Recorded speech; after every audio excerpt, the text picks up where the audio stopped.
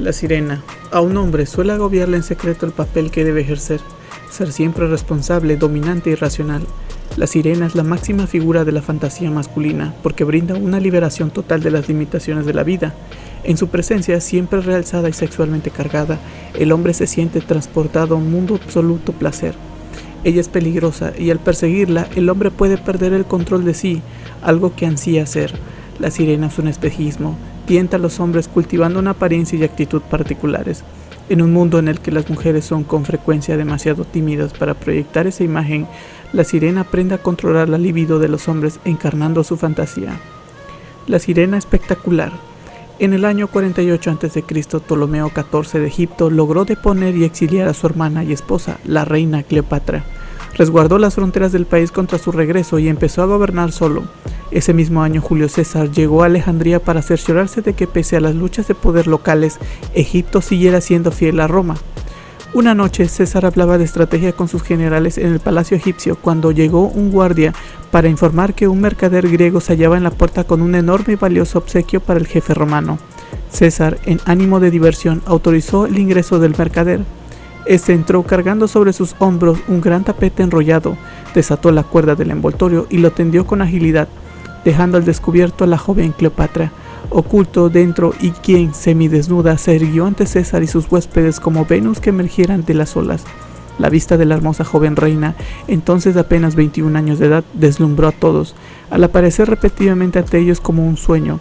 Su intrepidez y teatralidad le asombraron. Metida al puerto escondidas durante la noche con solo un hombre para protegerla, lo arriesgaba todo en un acto audaz. Pero nadie quedó tan fascinados como César. Según el autor romano Dion Casio, Cleopatra estaba en la plenitud de su esplendor. Tenía una voz deliciosa que no podía menos que hechizar a quienes la oían. El encanto de su persona y sus palabras era tal que atrajo a sus redes al más frío y determinado de los misóginos. César quedó encantado tan pronto como la vio, y ella abrió la boca para hablar. Cleopatra se convirtió en su amante esa misma noche. César ya había tenido para entonces muchas queridas con las que se distraía de los rigores de sus campañas, pero siempre se había librado rápido de ellas, para volver a lo que realmente lo hacía vibrar: la intriga política, los retos de guerra, el teatro romano. Había visto mujeres intentar todo para mantenerlo bajo su hechizo, pero nada lo preparó para Cleopatra. Una noche ella le diría que juntos podían hacer resurgir la gloria de Alejandro Magno y gobernar al mundo como dioses. A la noche siguiente lo recibiría ataviada como la diosa Isis, rodeada de la opulencia de su corte. Cleopatra inició a César en los más exquisitos placeres, presentándose como la encarnación del exotismo egipcio. La vida de César con ella era de un reto perenne, tan desafiante como la guerra, porque en cuanto creía tenerla asegurada, ella se distanciaba o enojaba, y él debía buscar el modo de recuperar su favor. Transcurrieron semanas. César eliminó a todos los que le disputaban el amor de Cleopatra y halló excusas para permanecer en Egipto. Él lo llevó a una suntuosa histórica expedición por el Nilo, en un navío de inimaginable majestad que se elevaba a 16 metros y medio sobre el agua e incluía terrazas de varios niveles y un templo con columnas dedicado al dios Dionisio.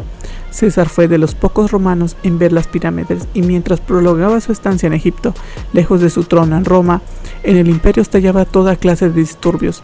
Asesinado Julio César en 44 a.C., le sucedió un triunvirato, uno de cuyos miembros era Marco Antonio, valiente soldado amante del placer y el espectáculo, y quien se tenía por una suerte de Dionisio romano.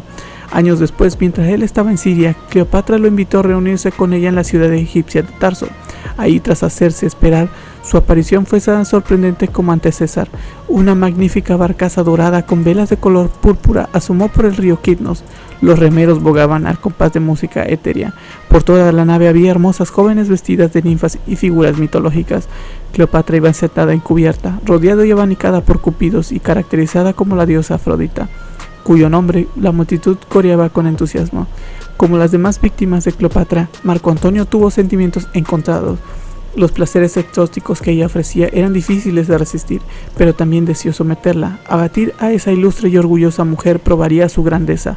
Así que se quedó, y como César cayó lentamente bajo su hechizo, ella consintió todas sus debilidades: el juego, fiestas estridentes, rituales complejos, lujosos espectáculos. Para conseguir que regresara a Roma, Octavio, otro miembro del triunvirato, le ofreció una esposa, su hermana Octavia, una de las mujeres más bellas de Roma, famosa por su virtud y bondad. Sin duda ella mantendría a Marco Antonio lejos de la prostituta egipcia. La maniobra surtió efecto por un tiempo, pero Marco Antonio no pudo olvidar a Cleopatra, y 3 años después retornó a ella. Esta vez fue para siempre. Se había vuelto en esencia esclavo de Cleopatra, lo que concedió a esta enorme poder, pues él adoptó la vestimenta y costumbres egipcias y renunció a los usos de Roma.